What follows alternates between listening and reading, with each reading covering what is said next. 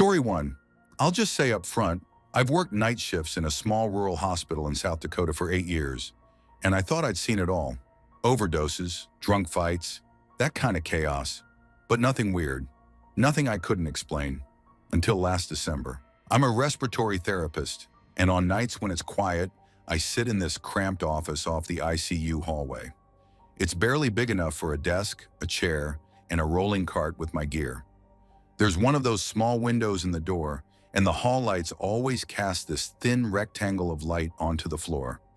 It's comforting, in a way, when you're there alone at 3 a.m. That night, it was cold as hell, like -20, wind screaming outside. I remember because I kept rubbing my hands together while checking vitals on the monitors. It was quiet enough that I could hear the HVAC clicking on and off, and the occasional beep of the monitors from room 12, where we had an older guy with pneumonia.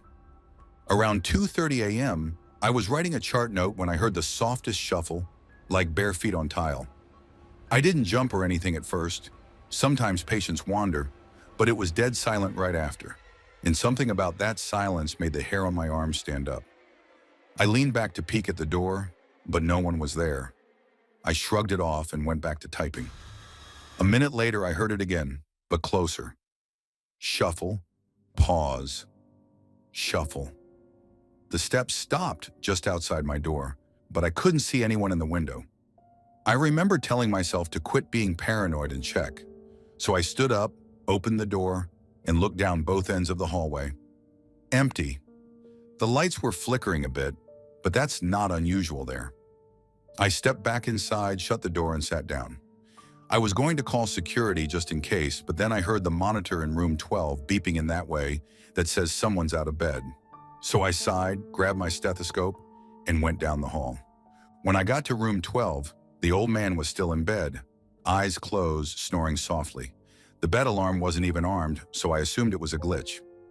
As I turned to leave, that's when I noticed it. A wet footprint. Just one, right in the middle of the doorway, like someone had stepped there with a soaked bare foot. It was too clear. The toes, the heel, the arch. I just froze, staring at it, trying to process. My first thought was maybe someone came from the bathroom, but it was too cold for anyone to be showering at that hour, and the floor was bone dry everywhere else. I felt something at my back, like cold air, but there was no draft. I turned around quick, but no one was there. That's when I heard it. A woman's voice, hoarse, almost a whisper. "Help me." I can't explain how close it sounded, right at my ear. I spun around so fast I almost fell, and I swear, for a split second, I saw a woman standing at the foot of the bed. Long, dark hair hanging wet, hospital gown clinging to her. Her eyes looked wrong, wide but empty, like she didn't see me at all. And then she was gone. Just gone.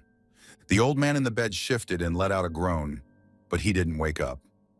I backed out of the room, heart pounding, and nearly tripped over my own feet as I got back to the office. I slammed the door shut, locked it, and just stood there breathing hard, listening for any sound in the hallway. Nothing. Dead quiet except for my own blood rushing in my ears.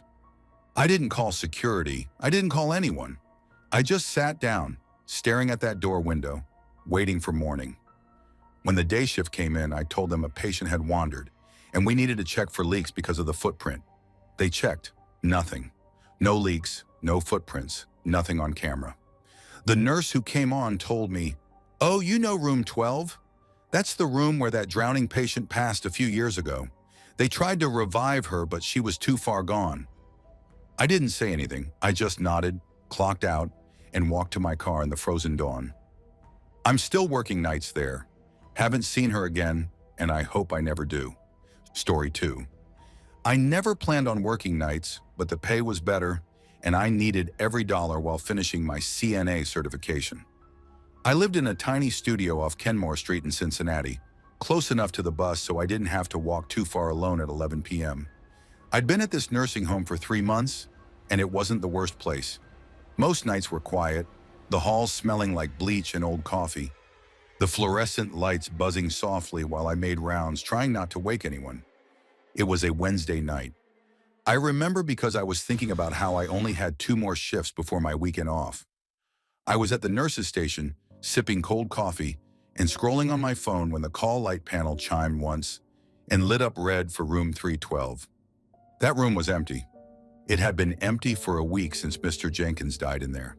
I was the one who found him that morning, slumped over, eyes open, staring at the wall with that look I've never been able to forget.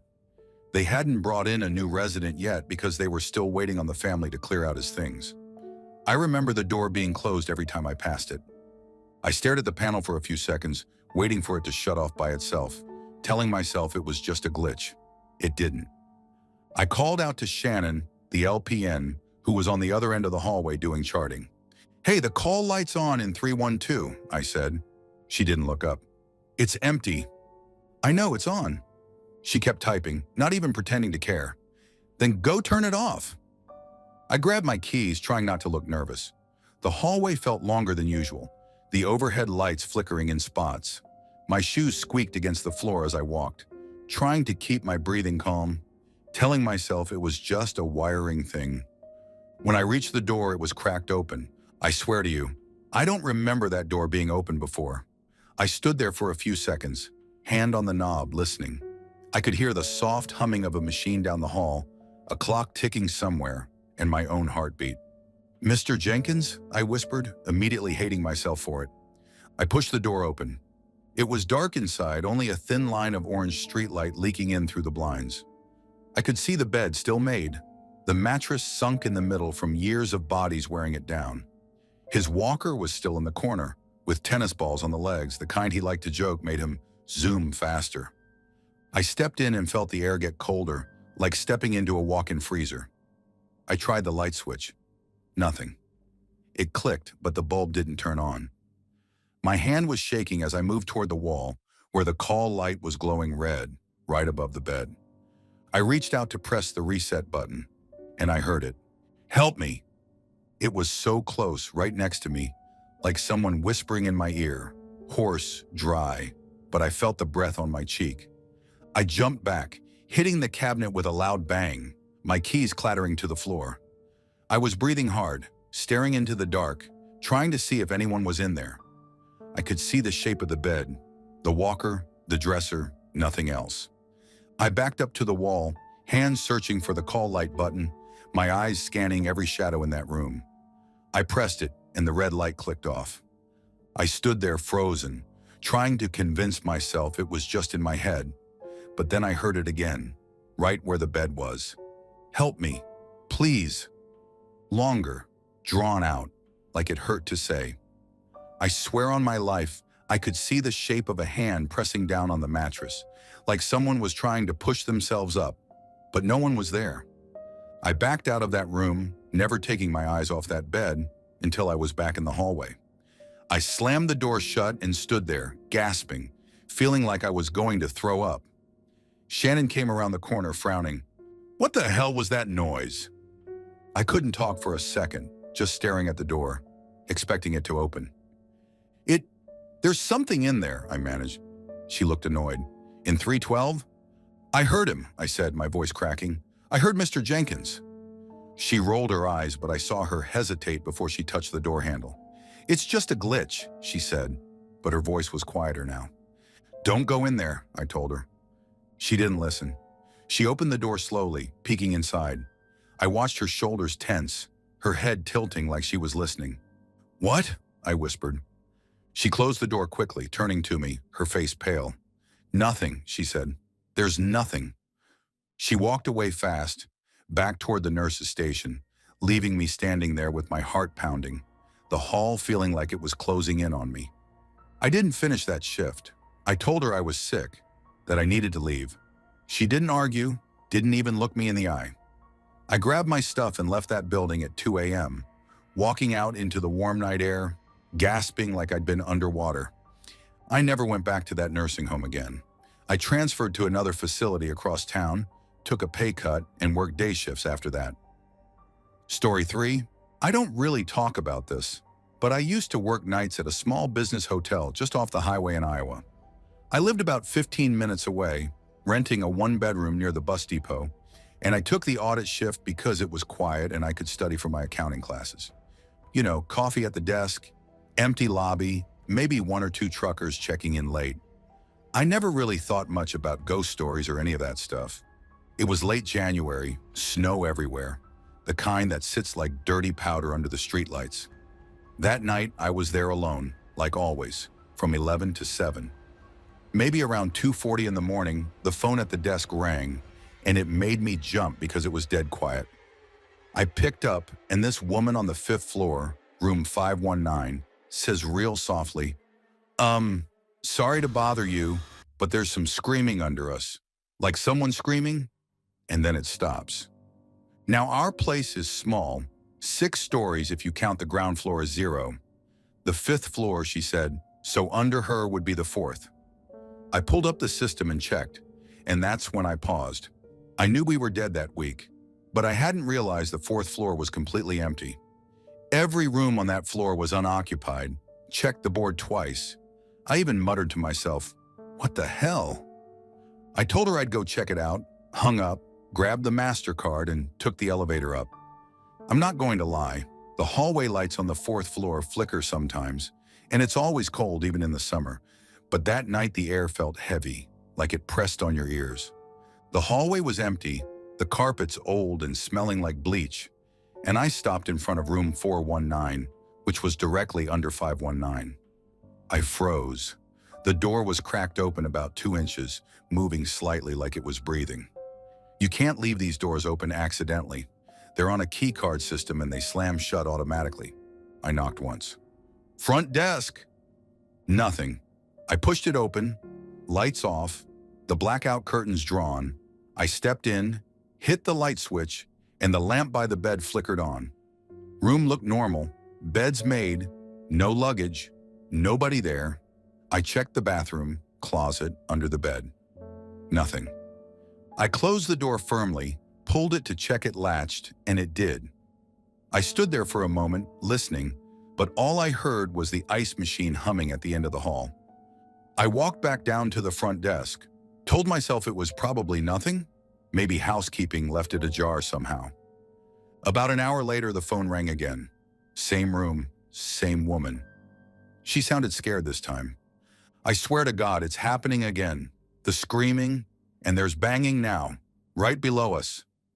I felt my stomach drop, but I couldn't ignore it, you know? I grabbed the key card again, checked the monitor, and yeah, the 4th floor was still empty, no activity logged. I took the elevator back up, and as soon as the doors opened, I could see it. The door to 419 was open again, wide open this time, like someone was standing there waiting. I just stood there.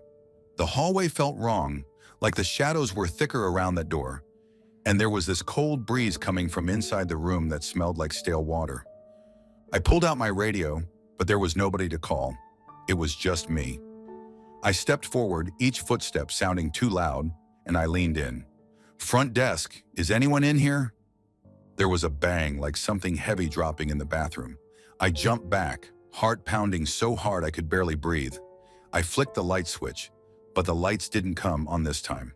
The room was pitch black, and I could see the curtains moving, like the window was open. I pulled out my phone flashlight, the beam cutting through the dark, and I stepped inside. The air was freezing, like I'd walked into a freezer. I swung the light toward the window, and the balcony door was wide open, curtains blowing inward. I could see the snow outside drifting onto the carpet just past the threshold. I turned toward the bathroom, and that's when I heard it. Clear as day, a scream from inside the bathroom. A woman's scream, so sharp and desperate that it made me stumble back, dropping my phone. It hit the floor, the lights spinning around, catching the edge of the bed, the ceiling, the curtains, before landing on the bathroom door.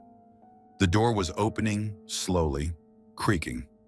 I swear on my life, I saw a shadow, a shape of someone tall, standing in the doorway for just a second before it slipped back into the darkness. I could hear breathing, ragged, like someone gasping for air. And then another scream, closer this time, like it was right in front of me. I grabbed my phone, stumbled back into the hallway, and slammed the door shut. It latched and I heard it lock, but then the screaming started again, muffled behind the door, pounding like fists against the inside of it. I didn't wait. I ran back to the elevator, got down to the lobby, and locked the front door. My hands were shaking so bad I could barely hold the keys. I sat behind the desk, staring at the security monitors trying to catch my breath, and on the feed from the fourth floor, I saw the door to 419 slowly swing open again, all on its own, and then slam shut so hard the camera shook. I don't remember how long I sat there, just watching that screen, waiting for something else to happen. Nothing did, but I didn't go back up. When the morning staff came in, I told them what happened, and they checked the room with maintenance. The balcony door was open, snow all over the floor, but the locking system was working perfectly. I never got an explanation for that night. My boss filed an incident report, but it just became something people whispered about when the new hires came in. I finished out the winter working there, but I stopped doing rounds on the fourth floor. If guests called about noise up there, I just said I'd check, and then I didn't. Nothing ever happened like that again, not while I was there. Story 4. I grew up in San Bernardino, and if you know the area, you know how many weird, half-dead places are scattered around, especially near Old Route 66. That's where I was working back then, on a graveyard shift in this gutted-out cinema they were tearing down around 2008. I was 18, trying to make gas money and enough to keep my old Civic running while doing community college during the day. The pay was trash, but I didn't mind it because it was quiet. They just needed warm bodies to keep scrap thieves from sneaking in. All I had to do was sit in a metal folding chair in the dusty office, watch the flickering CCTV screens, and walk around every hour with this beat-up checkpoint scanner to prove I'd actually checked each spot. That cinema was built in the 70s, the kind with sticky floors, faded red curtains, and the smell of old popcorn and mildew that never went away. They'd shut it down after a shooting in the parking lot, and it was just rotting while the owners waited for permits to demolish it. The worst part was the basement hallway, where the old maintenance and supply rooms were. It was long, narrow, and dark, with doors on the left every few meters, each marked with rusted plaques like prop storage or chair repair. My flashlight barely cut through the gloom, and every sound echoed like it was coming from all directions. You couldn't help feeling like someone was behind you. I wasn't thinking about ghosts that night. I was thinking about a breakfast burrito I'd get on the way home. My co-worker Eric was in the office drinking instant coffee when I started the round. I remember saying, "Back in 10, and he just lifted his chin without looking away from the screen. I did the usual, checked the emergency exit, the stairwell, the projector rooms, then finally down to the basement. I was tired, and it was all muscle memory by that point, scanning each door, yanking the handle, hearing the dull click of the scanner, moving on.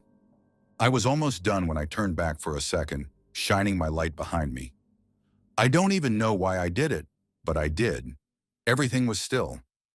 Then I turned to go, one foot on the stairs, and I heard it. A door hinge creaked open, loud, slow, and clear in that tunnel of a hallway. It was so sharp it cut through the stale air, echoing all around, but I could tell exactly which door it was, third from the start. My first thought wasn't ghost, it was shit, someone's inside. People broke in before, sometimes trying to strip copper wiring or sleep in there. I pulled out my radio, pressed the button, and whispered, "Eric, get down here now." Basement, third door. "Copy," he said. "That's all." I pulled my flashlight higher, club in my other hand, and started walking toward that door as quietly as I could, trying not to kick debris. I could see it was open about 6 inches, swinging slightly like it hadn't decided if it was going to close again. Then, just as I was maybe 5 feet away, the light inside that room snapped on. It was one of those yellow ceiling bulbs, harsh and ugly, and it buzzed when it turned on. I froze. That building didn't have motion sensors, and the breakers were off in most places except the cameras and a few lights.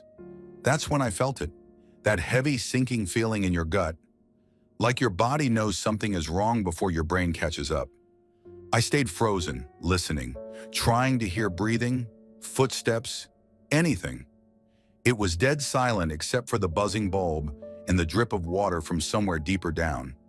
Then Eric came down the stairs behind me, fast, out of breath. He saw the open, lit room and didn't even ask questions. He just lifted his flashlight and nodded like, "Let's go." We both stepped up to the door.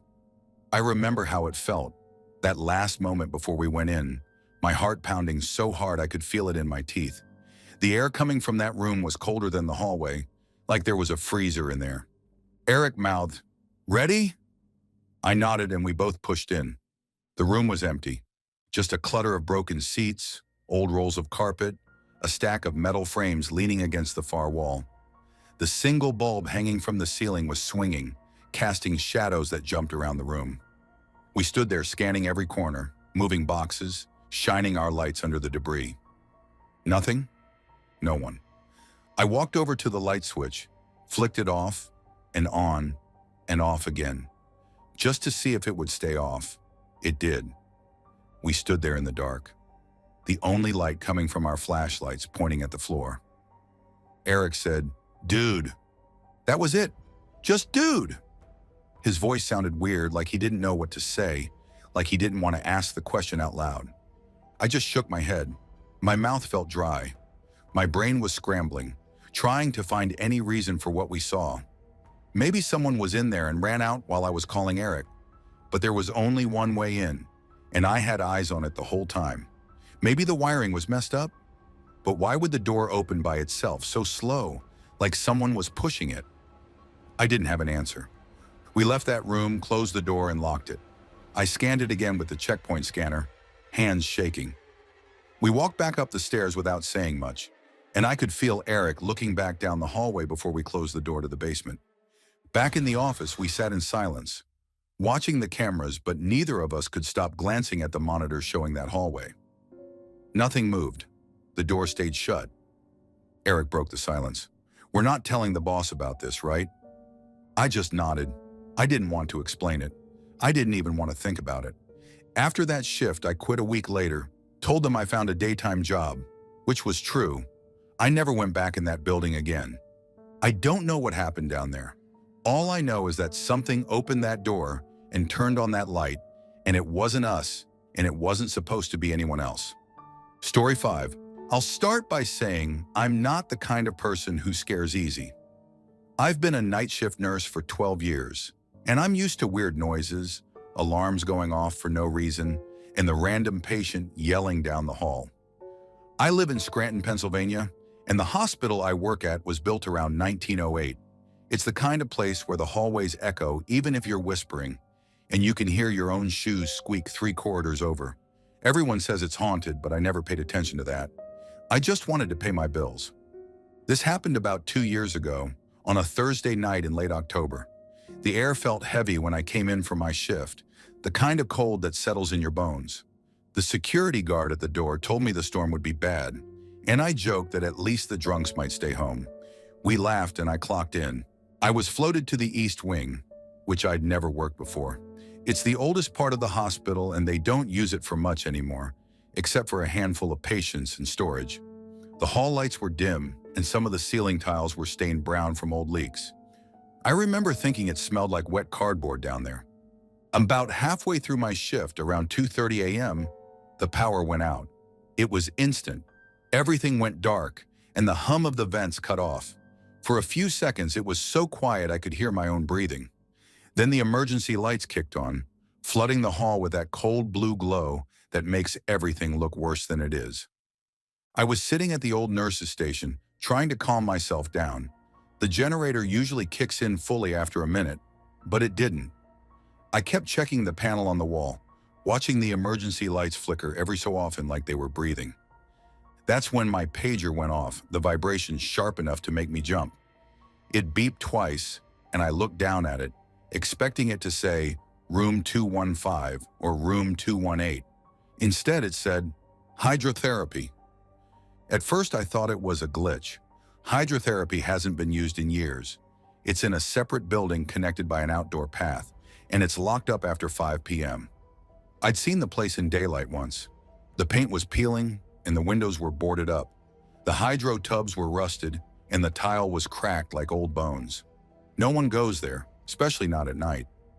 I radioed down to the security desk and asked if anyone was working in hydrotherapy, even though I knew the answer before I asked it. "No one's down there," the guard said, sounding half asleep. You sure it wasn't a wrong page? It said hydrotherapy, I replied.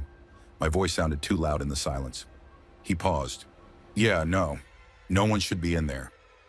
I looked down the hallway toward the exit that led to the back path to the hydro building. The storm was still going outside, rain tapping against the windows, and the wind whistling down the hallway through a cracked window at the far end. I told myself there was no way I was going out there alone. I've seen enough messed up stuff in my job, but I don't play with ghosts. But then, the pager went off again. Same message, hydrotherapy. This time it was followed by the medical emergency tone, the high-pitched beeping we use for codes.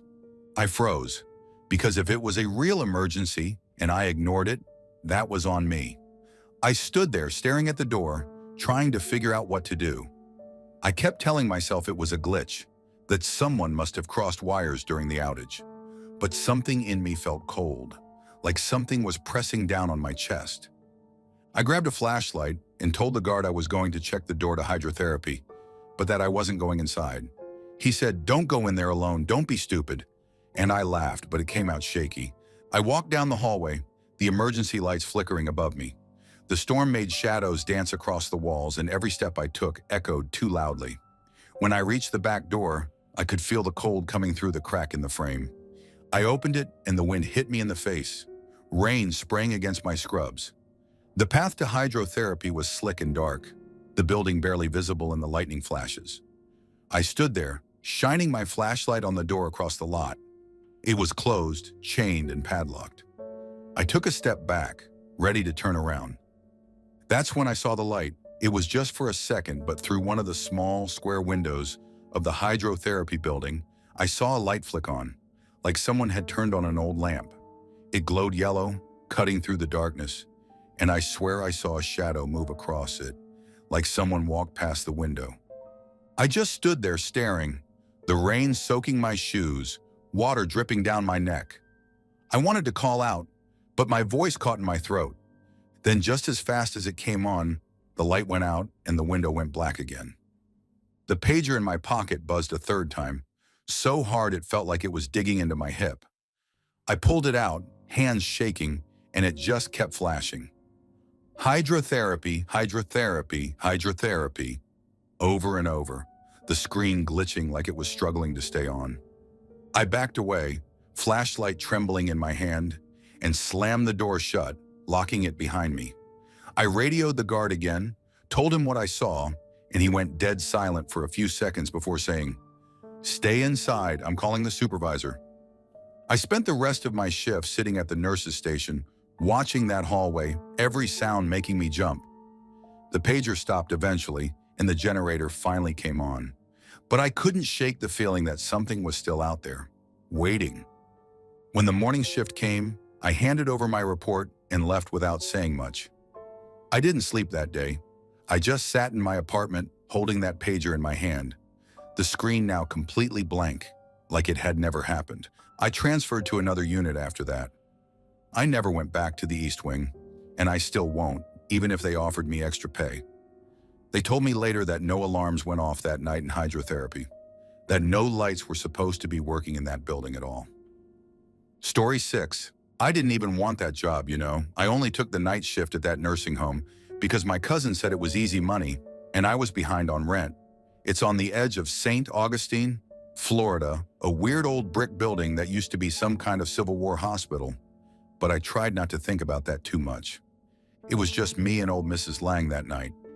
She was one of the last residents on our wing, barely spoke, just stared at the ceiling and mumbled. The place always smelled like bleach and boiled potatoes, and at 3 a.m., it felt like the entire world outside was gone. I was in the break room with a coffee that tasted like hot mud, scrolling through Facebook, trying to keep my eyes open, when I heard the phone ring at the front desk. The thing is, the phone at the front desk was an old rotary phone they kept for decoration. It didn't even have a cord. I looked down the hallway and saw it shaking on the receiver plate, ringing. I didn't even think. I walked down the hall, the fluorescent lights flickering above me, and picked it up. "Hello?" I said, because I didn't know what else to say. There was nothing at first, just a crackling like wind. Then I heard, plain as day, a man's voice whispering, She's on the ceiling. I slammed the phone down, stepping back so hard I nearly fell over the chair. The ringing stopped the second I hung up. My heart was pounding so loud I could barely hear anything else, but I swore I heard a soft tapping above me, like fingers drumming on metal. I tried to convince myself it was rats or pipes. I was shaking so bad that I dropped my coffee cup and it cracked on the linoleum. I was just about to clean it up when I heard Mrs. Lang screaming down the hall. I've never heard a scream like that in my life, like she was choking on it, like her lungs were tearing. I ran, skidding on the tiles, past empty wheelchairs and med carts, until I got to her room. She was pointing at the ceiling. Her eyes were rolled so far back that all I could see was white. She was whispering, "Make it stop, make it stop, make it stop." And I looked up. At first I thought it was just a water stain, like the brown spots that form when a pipe leaks. But it wasn't. It was moving. It was black, and it was moving, and it looked like a face was pressing out of the ceiling, stretching the old paint, the mouth opening wide enough that I could see something inside, something blacker than black. I can't explain to you how wrong it looked. Like it wasn't just a face, but a hole, a mouth that went nowhere, a mouth that was hungry. The eyes opened, and they were looking right at me. And the mouth moved. I swear to you, it said, "Come here." I couldn't move. My legs were jelly, and I could feel my bladder let go, hot down my leg, but I couldn't take my eyes off it. Mrs. Lang was screaming, clawing at the sheets, and the thing's mouth opened wider, the paint cracking and flaking around it like old scabs falling off. And I could hear it, like it was breathing, but there was no air, just that sucking, wet sound. It started to drop down. The ceiling didn't open, it didn't crack, it just pushed down like the paint was stretching, and the black mouth was reaching, the face pressing lower, the eyes rolling, the mouth whispering, "Come here." I don't know what snapped in me, but I grabbed Mrs. Lang under her arms and I dragged her out of the room, her heels scraping the floor, her thin voice crying, "Don't let it take me. Don't let it take me. Don't let it take me." We made it to the hallway and the lights were flickering, buzzing so loud it felt like they were in my skull. I glanced back once and I saw it, the mouth pulling back up into the ceiling like it was never there, the blackness swallowing itself, the paint sealing back smooth, leaving nothing but a faint water stain. Mrs. Lang passed out in the hall, and I was on my knees, trying not to puke, shaking so hard I thought I'd break my own neck. I didn't know what to do, so I called 911 and told them she fell and hit her head. I didn't tell them about the phone, or the voice, or the mouth in the ceiling. Who would believe that? They took her to the hospital and I quit the next day. I didn't even go back for my last check. I left my scrubs, my badge, everything. Story 7. I don't even like talking about this, but I'm already awake and jittery, so whatever. I'm in med school second year in Lagos. We have a study room right next to the anatomy morgue, where we keep cadavers for dissection. I'd been using that room at night because it's quiet, and I'm always behind on notes after labs. I wasn't working a night shift exactly, but it felt like it, since I was in there alone past midnight some days, the guards outside pacing in the hall. This one Thursday, I was in there past 11:30 p.m., typing up my gross anatomy report, bone samples spread out on the steel table. The corridor outside was dead quiet. No hum of students, no chatter, just that dry, weird air you get in those old buildings. I had earbuds in, but only one side so I could listen for the guards when they came around to lock up. At some point, I heard something drop in the morgue. Not loud, but like a small metal clamp falling onto the tiles. I didn't even look up, just froze, waiting to see if it would happen again. Nothing. I told myself it was the steel trolley shifting or something. You know how you force yourself not to think about it, or else you can't focus? I went back to typing, but my fingers felt heavy on the keys. Then there was a sound, a long scraping sound, like someone dragging one of the metal drawer trays out and shoving it back in. It was slow, unhurried. Then it happened again, softer this time. The lights in the study room flickered for a second, and I felt that tightness in my chest like when you're about to panic but trying not to. The morgue has no windows, and if anyone was in there, The light would spill under the door. I turned my head. Nothing. Pitch black under that door. I whispered, "Oga?" in case it was a guard, but the corridor was dead silent. I stood up, my chair scraping too loudly, and that's when I noticed the smell. Not the usual chemical formaldehyde stink. This was like something wet had gone bad, thick in the air. My eyes started watering a little. Another drawer slammed, harder this time. I jumped back. The door to the morgue rattled like someone had hit it from inside. Just once. I thought about leaving my stuff and just running, but my wallet was in my bag, and I needed my ID to get out of the gate. My whole body felt like it was buzzing, like every hair on my skin was up. I stepped backward, slow, keeping my eyes on the morgue door. Then I heard it. A voice. A woman's voice, low, like it was coming from inside a box. It said, "Please, I'm cold." It wasn't loud, it wasn't screaming. Just quiet, like a whisper you hear right next to your ear. The kind of voice that makes your knees buckle. I said, "Who's there?" But it came out like a croak. Another drawer slammed, then another in quick succession, like someone was yanking them in and out, in and out, in and out, searching for something. The sound echoed in that hallway, and it was so loud that I covered my ears, but I could still hear it. Then it all just stopped. I stood there shaking, staring at the morgue door, expecting it to swing open. Nothing moved, it was just silent. I grabbed my bag, knocking over a plastic container of bones, but I didn't care. They clattered across the floor, but I left them. I sprinted to the door, almost dropping my ID as I swiped out. The guard at the main gate saw my face and asked, "Oga, you okay?" I just shook my head. I couldn't even talk. I walked past him into the humid night air, and I remember the way it felt on my face, like I had just come up for air after being underwater. I didn't go back at night again for the rest of the semester. I didn't even tell anyone, not seriously. Just joked with a friend that I think the bodies are restless, but I couldn't laugh about it. Story 8. I'm not really a superstitious guy, you know? I've done a lot of late nights at the college in Santa Fe, crawling under desks, yanking cables, fixing busted projectors, all of that.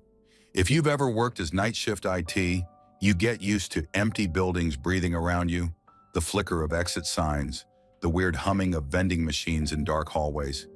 You just get used to it.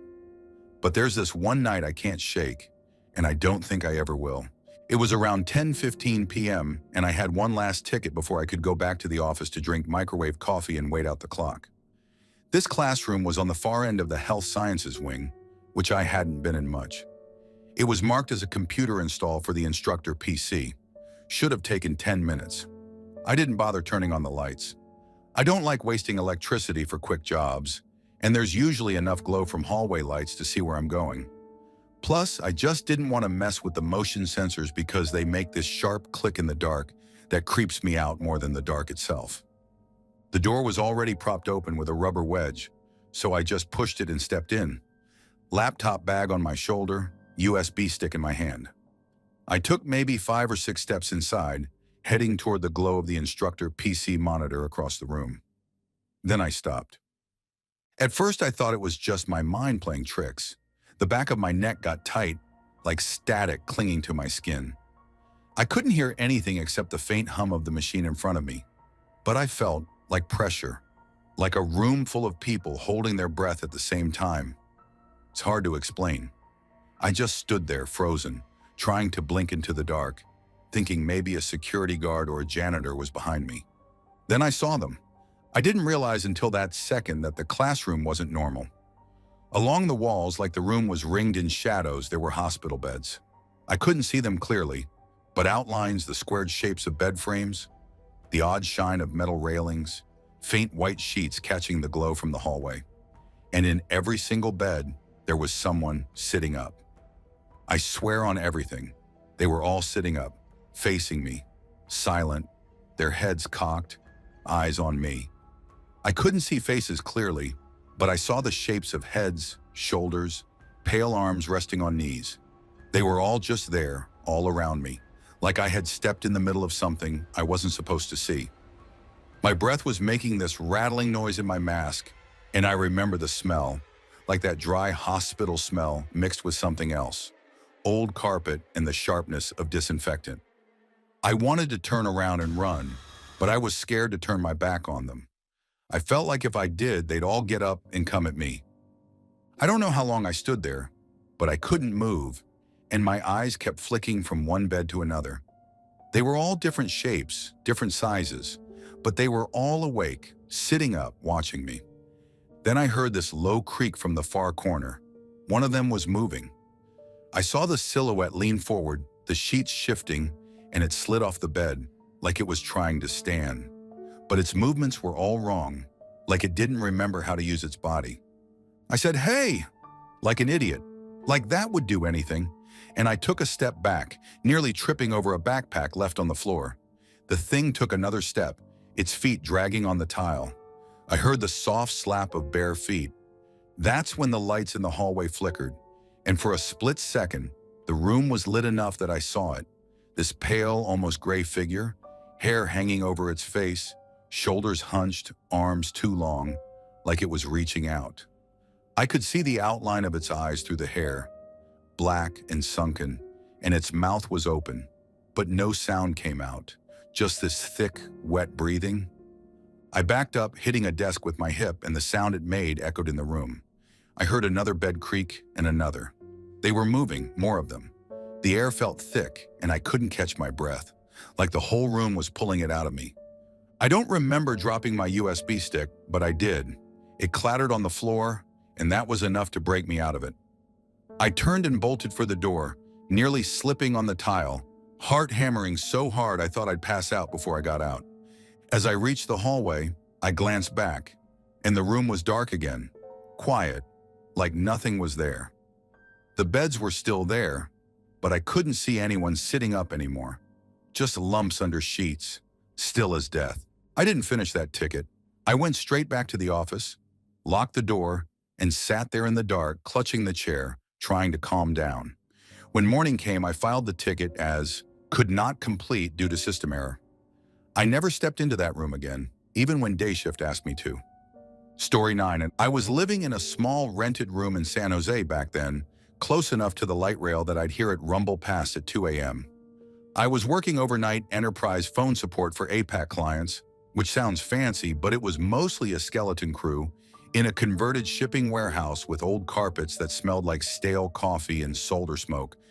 We had maybe 4 people working each night in the entire building, and it was dead quiet most nights. We didn't even bother keeping the overhead lights on because they were those flickering sodium halogens that hummed like a dying refrigerator, so we kept it dark except for a couple of desk lamps.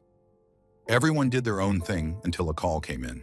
Sometimes you'd go an entire shift with one call at 3 a.m., asking about a router config. That night, I remember exactly what I was doing because I was watching Frailty on my laptop with my headphones on, trying to keep myself awake. I was halfway through the movie when I felt this vibration under my chair, like when a truck passes but deeper, like something was growling under the floor. I paused the movie. Nothing. No vibrations, no sound, just the hum of a nearby vending machine. I shrugged it off, hit play, and leaned back. A few minutes later, I felt it again, but louder, and this time it sounded like an actual growl, low and throaty, from behind me, close enough that I felt the hairs on my neck stand up. I spun around in my chair so fast that the wheels squeaked, but there was nothing there. The entire cubicle area was dark except for the glow of monitors here and there. I pulled off my headphones and listened. Nothing. "Man, get a grip," I told myself, rubbing my eyes. But then it came again, a deep, rattling growl, closer, like right behind my left shoulder. I froze, every instinct telling me not to turn around, but I forced myself to look, slow, over my shoulder. Nothing. I stood up feeling stupid and walked over to Paul, the only coworker there that night, who was half asleep at his desk with Reddit open on his phone. "Hey man," I whispered, "do you hear something?" He looked up, bleary-eyed. "Like what?" "Like growling." He listened for a second, then shook his head, about to put his earbuds back in, when it came again. A low, angry growl like a big dog that's about to lunge. "What the hell?" he said, sitting up. We both stood there, looking around the dark floor of cubicles, our heads turning like we were trying to locate a mosquito in the dark. "Did you bring your dog in or something?" he asked, forcing a half laugh. I shook my head. "Dude, it's close." We started walking, slowly, toward the far end of the office, where the lights didn't even reach. Just the red and green LED glow of routers blinking in the network closet and the vague reflection from exit signs. The growl came again, and it was so loud this time that I felt it in my chest. Paul flinched. "Hell no, man," he said, stepping back. But I kept going, feeling drawn to it, even though my hands were shaking. I got to the farthest cubicle, the one in the corner that nobody ever used. I don't know why, but I leaned forward, like I was expecting to see a raccoon or a dog hiding under the desk. "Is anyone there?" I whispered, like an idiot. That's when it moved. I didn't see it, but I heard the fabric of the cubicle wall flex, like something heavy was pushing against it from the other side. The growl was right in my ear, but there was nothing there. The sound was so loud that it made my vision shake for a second, like the air was vibrating. I fell backward, hitting the filing cabinet, and Paul yelled, "Dude, what the hell?" Then right there, I saw the cubicle fabric push outward like an invisible fist pressing against it, and I heard it breathe, a wet, rattling exhale, like something huge with lungs full of water. Paul was screaming at me to get back, but I couldn't move. I was staring at the shape pressing against the cubicle wall, watching it flex with each breath. I could hear it, wet, rasping, like it was struggling to breathe, and the growl came again. Deeper, so deep that it made the metal filing cabinet rattle beside me. I blinked, and the pressure against the cubicle disappeared, the fabric snapping back, and the sound stopped. The air was dead silent, except for my own gasping breath and Paul cursing. "What the hell was that?" Paul kept saying. "What the hell was that?" I stood up, legs shaking so badly I had to grab the cabinet to steady myself. I looked around, expecting to see someone messing with us, but there was no one there. Just empty cubicles, the glow of screens, and the smell of dust and old carpet. We didn't talk much after that. We packed up and left the office lights off, sitting near the front door until morning, jumpy at every creak and thump of the building settling. I never saw anything, but I heard it, and I felt it breathe on me. It wasn't the building creaking, it wasn't the movie, and it wasn't an animal. Story 10. I don't really tell people where I work because they either get too excited or they just don't believe me. But I'll just say it's one of those mid-tier amusement parks outside Cincinnati, the kind that's dead in the winter and alive in the summer with sticky cotton candy fingers and cheap fireworks. I was the overnight maintenance guy. I'm not a thrill seeker or some ghost chaser. I needed the job after my dad passed, and the overnight paid a bit more. There was only one other guy on duty that winter, Calvin, who'd been there longer than me. It was around 2:30 in the morning, cold enough to make your face hurt the second you stepped out of the truck. We were doing our rounds, mostly making sure nothing had frozen or broken or flooded. You'd think an amusement park at night would be fun, but it's not. It's dead quiet, and the rides look like skeletons. All the lights gone, just shapes in the dark. We were in the truck, halfway through the far side of the park near the old wooden coaster, when Calvin said, "Hold up, you hear that?" We rolled down the windows, and I heard it too. A phone ringing. Landline ring, that shrill metallic trill. The sound was coming from inside the arcade building, where all the old pinball machines are stored for the season. I said, "Probably a line got crossed or something," but I didn't believe it. Those phones aren't supposed to be active in the off-season, and there's no reason they'd ring. We got out, crunching across the icy pavement, and pushed the door open. The ring echoed in the dark, bouncing off the metal of the machines and the claw games with their dead glass eyes. The phone was on the manager's old desk, a beige landline with a curly cord. It was ringing, all right. Calvin picked it up, put it to his ear, and just stood there. I could hear the click as the line connected, but Calvin didn't say anything. His eyes looked glassy, and I remember saying, "Who is it?" But he just kept listening, breathing heavy, hand gripping the receiver so hard his knuckles went white. Then he hung up without a word. "Who was it?" I asked. He shook his head. "No one. Static." We left, and he didn't say anything else about it, just got back in the truck. We pulled around toward the kiddie rides area, where the tiny Ferris wheel sits like a dead spider. That's when we heard another phone ringing, just as clear as the first. But this time it was coming from the ticket booth, the one that hasn't been used in years. I felt sick. I tried to laugh it off, but it sounded wrong in the cold. "Someone messing with us?" I said. Calvin didn't answer. We walked over, and the phone was ringing again, loud enough to echo in the empty night. It was a red plastic phone, dusty with a crack down the side of it. I told Calvin, "Don't answer it," but he picked it up anyway. Same thing. He just listened, and I watched the steam of his breath in the cold. Saw his hands start to tremble. Saw his eyes kind of unfocus. Then he slammed it down so hard I thought he'd cracked the phone in half. I was done. I told him, "We need to leave," but he just shook his head and got back in the truck. I followed, trying not to let the fears show, trying to keep my breath even. We started driving back toward the main offices, and that's when it got really bad. As we passed each ride, we heard phones ringing from inside them. From the operator booth of the tilt-a-whirl, from the maintenance closet under the water flume, from the storage sheds. Each ring would start as we passed, like the sound was following us, but not all at once, one at a time, moving with us. I said, "Calvin, this is a joke, right? Someone's doing this." My voice sounded thin. I kept looking out the window, half expecting to see someone standing there with a phone in the dark. But there was no one. Nothing but the shapes of rides and shadows that looked wrong. Calvin's hands were locked on the steering wheel, knuckles white, and he didn't say a word, just kept driving. The ringing kept coming, each phone joining in one after another. I counted at least 15, then 20.